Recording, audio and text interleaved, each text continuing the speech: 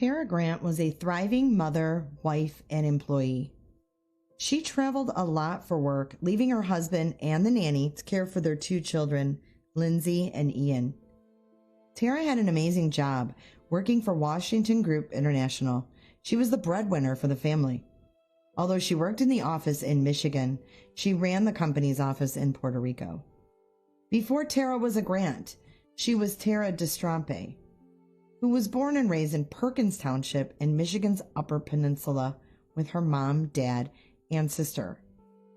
If you're not familiar with Michigan's Upper Peninsula, otherwise known as the UP, it is very rural, very desolate. There's not a whole lot up in the UP. So you can imagine she grew up a little bit sheltered. But nonetheless, she did well in school and she participated in a few extracurricular activities. She also attended community college in her small town after high school and later decided to come down to the Lower Peninsula, otherwise known as the Mitten, to attend Michigan State University in Lansing. Lansing is where she met her husband, Stephen Grant, in 1994. Stephen asked her out, but she wasn't impressed by him, so she turned him down. When Tara's grandmother passed, she had to return home to the Upper Peninsula to attend the funeral. When she arrived, Stephen was at the funeral. The two began dating when they returned home to Lansing. As a child, Stephen was not the most well-behaved.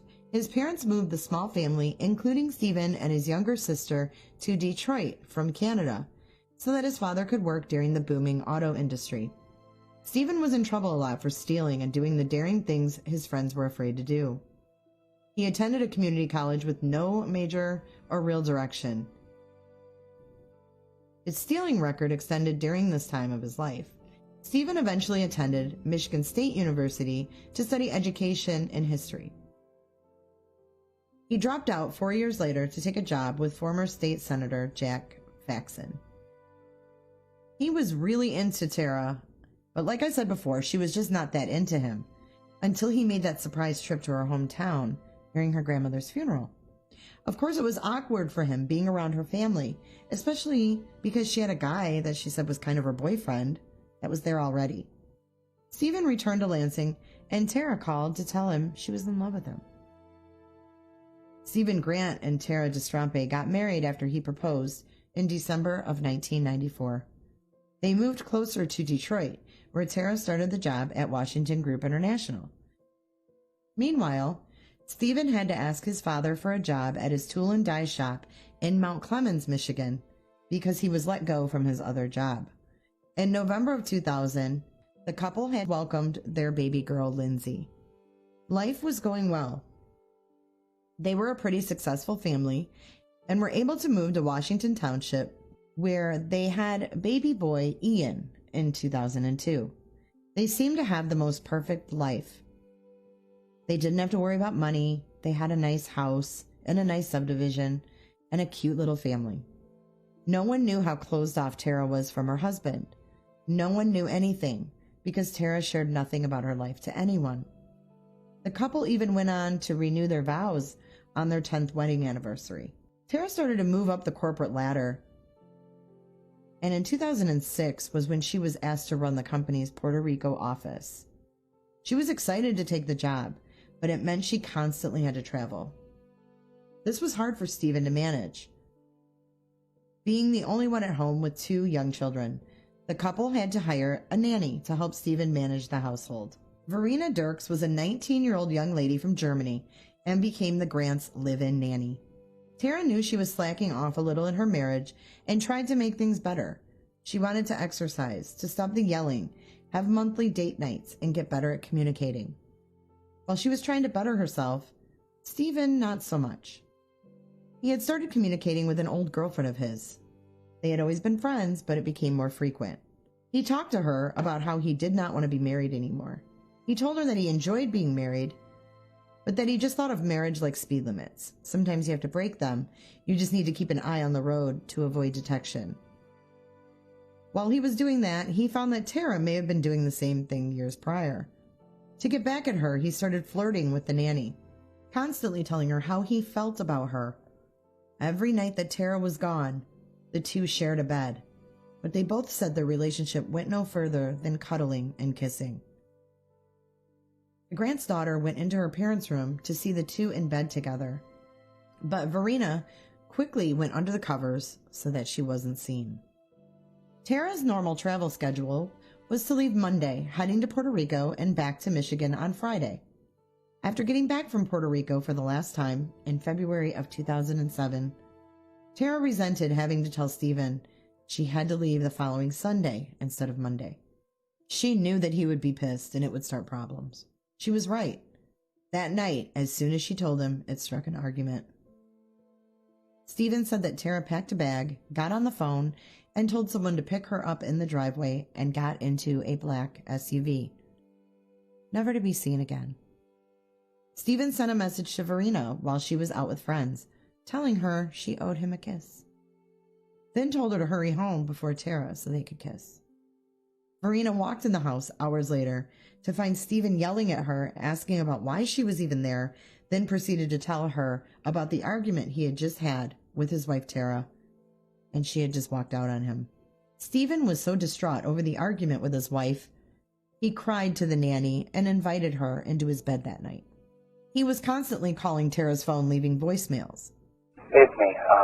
I'm just trying to find out what's going on this morning, or today, or if you're still leaving today, if you're leaving tomorrow, what's going on, and if you're planning to come by, just tell me ahead of time so I can make plans, make sure the kids are here because they want to see you. Give me a call. Bye. Hey, it's me, once again. It's 6:45. I'm going to tell you this. If I don't hear back from you in 15 minutes, I'm going to call Randy, get Lou's cell number, and find out what's going on. This is nonsense, Tara. You owe me a phone call. You owe me to let me know what's going on between us. Please call. He called her family and friends to see if anyone had spoken to her, which no one had. It wasn't until February 14th, Valentine's Day, when Stephen reported his wife missing. He told police he wished he hadn't waited the 5 days to report her missing, but he was expecting her to be back. He said he thought she had just gone back to Puerto Rico and would be back soon. He was open with the police, told them about the argument, and even let them in the house, allowing them to check cell phone and bank records. The last calls were from Friday night, and the last card transaction was in her work-issued credit card to get a ride from the airport on Friday night. The airport said that Tara had not changed her flight to head back to Puerto Rico early. It wasn't even changed from Monday to Sunday, like Stephen had said their argument was about. Investigators even checked with all the car services in the area. No one had picked up Tara in a black SUV, like Stephen had claimed. She hadn't even used a car service in a while. She always drove herself to the airport. Police asked Stephen if he would be willing to take a polygraph test. He agreed, but then he lawyered up and backed out. Police had no evidence at that point that he did anything. All they had to go on was the fact that he mentioned an argument. Maybe the argument was more serious than Stephen had made it out to be, but all they could do at that time was place Stephen under heavy surveillance. They watched him hard. He stopped cooperating with police, but was always on the news, pleading for Tara to return home to her family. On the news, he went from wanting her to come home to talking about how he was a better mom than Tara was, because she was never home. While under surveillance, police noticed that every morning on Stephen's way to work, he would stop at the gas station and purchase all the major newspapers. To police, it seemed that he was doing this to see if they had any new leads on his wife. If he was really worried about his wife and really wanted her back home, it would make much more sense for him to go to the police or to call the investigators to check on the progression of the investigation. Why would he be buying newspapers? Police followed up on all leads in the search for Tara Grant.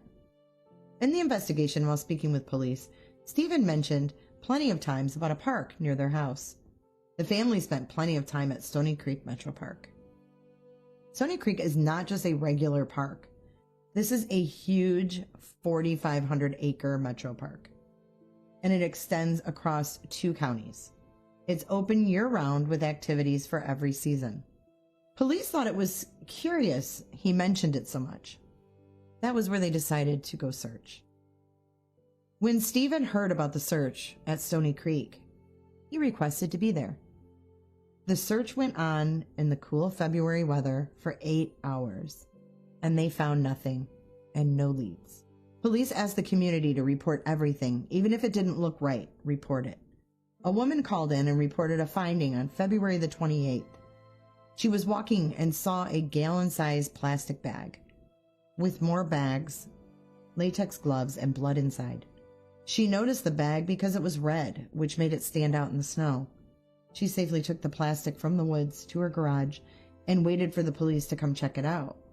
It was discovered that the blood inside the bag was human blood, and there were microscopic metal shavings in the bag.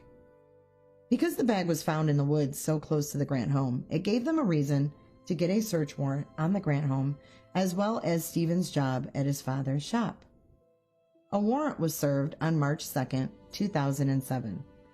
The investigators kept watch on Stephen, stopping him on his way home from work to inform him that his property was being searched. While the search was going on, he was fidgety and he wouldn't make eye contact with anyone. The officers had no reason to hold him during the search, and Stephen left. He couldn't take his car because that was included in the search warrant. So he instead asked a neighbor down the road if he could borrow his car.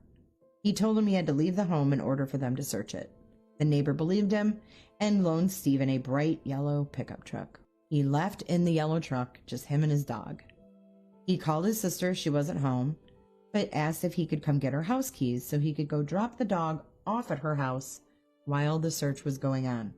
Stephen was putting together his getaway plan in a very, very small amount of time. His sister agreed, and he dropped the dog off and stole a bottle of her Vicodin, and he left. Soon after, the search team made their way to the garage, where they found a plastic tote that they had not seen during the first search of the home. When the officer opened the plastic tote, there was a plastic bag inside. He said when he poked at it, it was soft and it had some give. When the bag was fully opened, it was stuffed with a fully dressed human torso and more metal shavings. Tara Grant's body was found just moments after letting Stephen Grant walk away with no real idea on where he was going. The next place to search was the tool and die shop. Although the place was a mess, they noticed the metal shavings. The main thing they were looking for was the rest of Tara's body. So they went on a more extensive search of the Stony Creek Metro Park. They brought cadaver dogs this time. The dogs found most of her remains scattered throughout the park, and all that was found was taken to the medical examiner's office. They discovered she had suffered a blow to her jaw and was strangled. It was noted that she was probably cut up by many different types of blades. Investigators received a call from Verena, who was moved back to Germany when the case fully broke. She called to say that she had gotten a phone call from Stephen Grant saying he was about to kill himself. She admitted everything to the investigator. She told them the night that Tara went missing that she had, quote-unquote, left him. She told them the night that Tara went missing, or the night that Stephen claims she left him, that they had sex in the married couple's bed. Stephen admitted to her that he killed Tara that night, telling her it was in self-defense, that he had to push her, which caused her to fall and hit her head. They now had a confession. While all of this was going on, Stephen was still missing. Stephen's sister had called and told investigators that her brother had called and said he was heading up north to a cabin to hide out. The area code where Stephen had called Verena from was the same area code that the cabin was in. On March 4th of 2007, Stephen Grant was found in a park 280 miles away from home.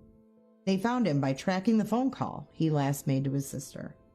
They had helicopters, local, state, and FBI were out looking for him. He tried to kill himself with the pills he had stolen and various alcoholic drinks. There was also a major blizzard going on at the time. It was hard for him to see while driving, especially while heavily intoxicated. He figured if he got out of the car and went into the Wilderness State Park, he would freeze to death before passing out.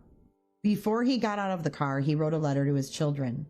When they found Stephen Grant, he had pants, a shirt, socks, no coat, no boots, or anything else that would protect him in a blizzard. He had frostbite and hypothermia. He was rushed to the Northern Michigan Hospital. While in police custody in the hospital, Stephen confessed to the murder of his wife. She said, I gotta do what I have to do my job. It's none of your business. So she started to turn around and I grabbed her wrist. Just stop. I said, you're not going anywhere. And I said, we're gonna finish this conversation. And she slapped me. And after that, I don't really remember what happened. She fell, and then she banged back her head on the floor, and then she said something like, that's it.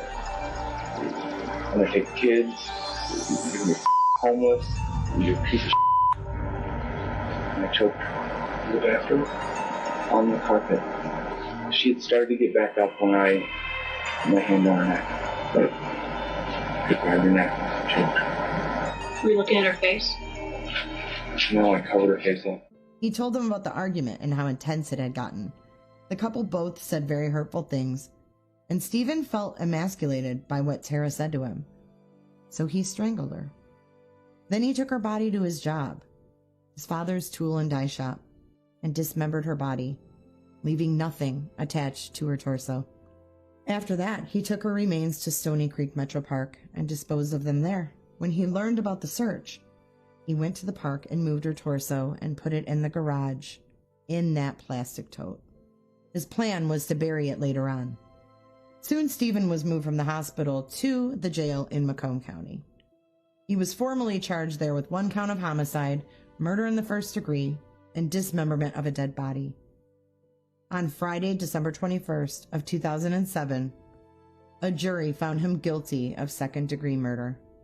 Prosecutors had sought a first-degree murder conviction, but the jury could not unanimously agree that Stephen's actions were premeditated.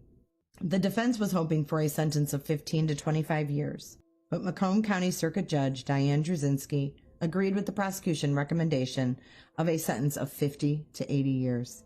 He also received 6 to 10 additional years for mutilating his wife's body. Judge Druzinski called his actions demonic, manipulative, barbaric, and dishonest. He is currently housed in Bellamy Creek Correctional Facility in Ionia, Michigan. Stephen Grant showed almost no emotion during his hearing. He did look a little troubled, though, as Alicia Standerfer, Tara Grant's sister, described how the 2 young Grant children were struggling, knowing their father took away their mother forever. She said, and I quote, "He's so much of a coward, he doesn't even look me in the eye," in the courtroom. The murder of Tara Grant was like a domino effect. The Grant children, Lindsay and Ian, they were left with no parents. Their mother was dead, their father behind bars. The children ended up moving out of state to live with their aunt Alicia. On June 13th of 2008, Stephen's father, William Allen Grant, committed suicide in Capac, Michigan, from a self-inflicted gunshot wound. Early reports did indicate that William Grant was seeking some visitation with the 2 Grant grandchildren. Initially, Grant's father was transported to the hospital by deputies who got to his house after he called 911 and said he wanted to report a suicide. When asked whose suicide he was reporting, Grant allegedly said it was his own. Deputies said they heard a single gunshot when they arrived at the scene, and Grant was inside the garage, still breathing. He died 3 hours later during treatment at the hospital. Bill Lee, who owns the shop next to the Grants, said Grant never seemed to recover from the blow. He said he was really upset about it, especially what happened in his shop, but he never complained. He accepted it, but he didn't go into detail, Lee said. It was just a sad, sad thing what happened with his son. Stephen's sister is now left without a father and a brother behind bars for the rest of his life. So wrapping it up, it's like it had a domino effect, all the people that were affected, and ultimately, this Stephen Grant really did a number on a lot of people's lives, not only his own children, but his own family. His father killed himself because of this evil monster. Thank you for listening.